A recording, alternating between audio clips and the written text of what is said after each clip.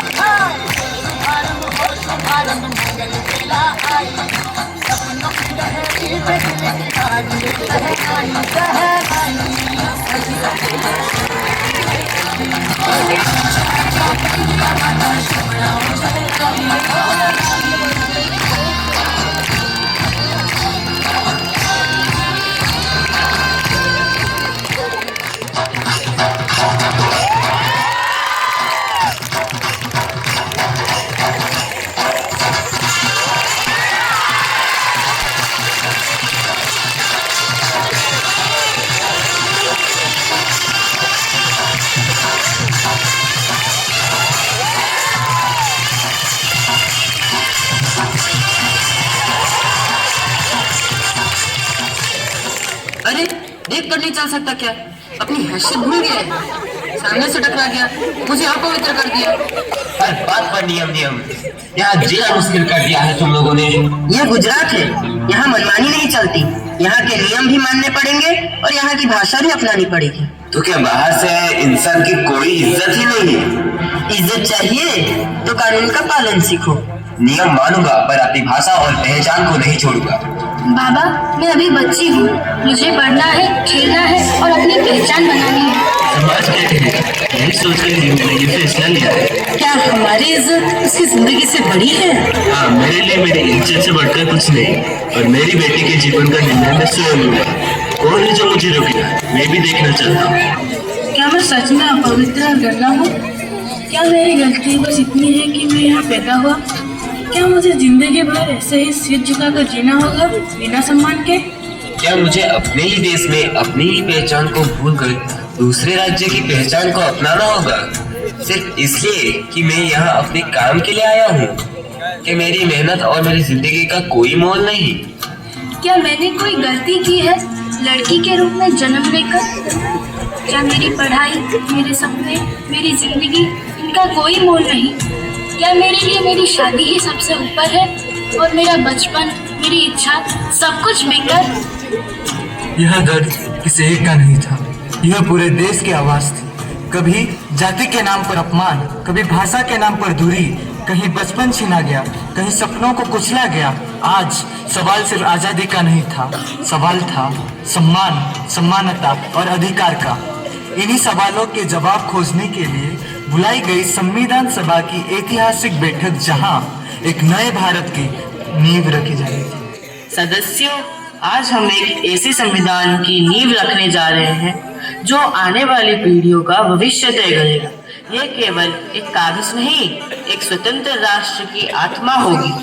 हमारा संविधान ऐसा होना चाहिए जहां कोई ऊंच नीच ना हो, कोई भेदभाव ना हो। कानून की नजर में हर नागरिक समान होगा, चाहे वह किसी भी जाति, धर्म या भाषा का हो। लेकिन क्या हमारा देश इसके लिए तैयार है? इतनी विविधता में एकता कैसे संभव होगी? विविधता हमारी कमजोरी नहीं, हमारी शक्ति है। संविधान का काम लोगों को बांटना नहीं, जोड़ना है। मैं चाहती हूँ कि महिलाओं को समान अधिकार मिले, शिक्षा, स्वतंत्रता और सम्मान। यह आजादी अधूरी होगी अगर आधी आबादी पीछे रह जाए। और मौलिक अधिकार, क्या जनता को अपने विचार रखने की स्वतंत्रता मिलेगी? हाँ, अभिव्यक्ति की स्वतंत्रता, धर्म की स्वतंत्रता और न्याय पाने का अधिकार, ये लोकतंत्र की रीढ़ होंगे। तो हम ये संकल्प लेते हैं कि यह संविधान हर भारतीय की रक्षा करेगा, कमजोर की ढाल बनेगा और राष्ट्र को एक सूत्र में बांधेगा। हम भारत के लिए एक न्यायपूर्ण, समान और लोकतांत्रिक संविधान का निर्माण करेंगे। लंबी चर्चाओं, मतभेदों और अथक परिश्रम के बाद भारत का संविधान अंततः 26 नवंबर 1949 को पूर्ण हुआ और अंगीकृत किया गया। यह केवल कानूनों का संग्रह नहीं था, यह न्याय, समानता और स्वतंत्र का वचन था हर भारतीय के लिए। लेकिन इसे लागू करने के लिए चुना गया 26 जनवरी 1950, क्योंकि 26 जनवरी वो दिन था जब 1930 में भारत ने पूर्ण स्वराज का संकल्प लिया था। उसी ऐतिहासिक दिन को सम्मान देते हुए संविधान को लागू किया गया और भारत एक संपूर्ण गणराज्य बना।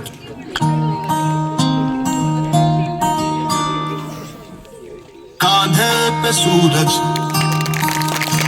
टिकाते चला तू,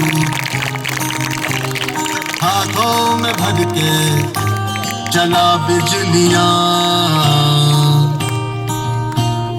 कांधे पे सूरज टिका के चला तू, हाथों में भर के चला बिजलियां। तूफान भी सोचे जिद तेरी कैसी, ऐसा जुनून है किसी में का।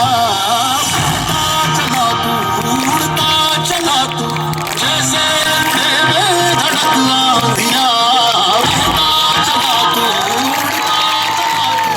जैसे उड़े आंधियां। मंजर है, मंजर है,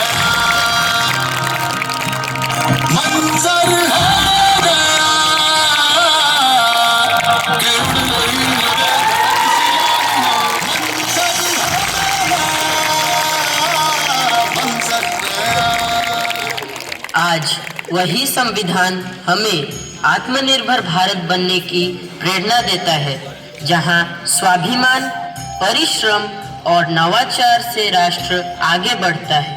और जब हम वंदे मातरम के 150वें वर्ष मनाते हैं तो यह गीत हमें याद दिलाता है, देशभक्ति केवल शब्द में नहीं, कर्म में है। अब मैं सभी उपस्थित दर्शकों से विनम्र अनुरोध करना चाहता हूं कि वह सम्मानपूर्वक खड़े होकर राष्ट्रगीत वंदे मातरम के लिए साथ दें।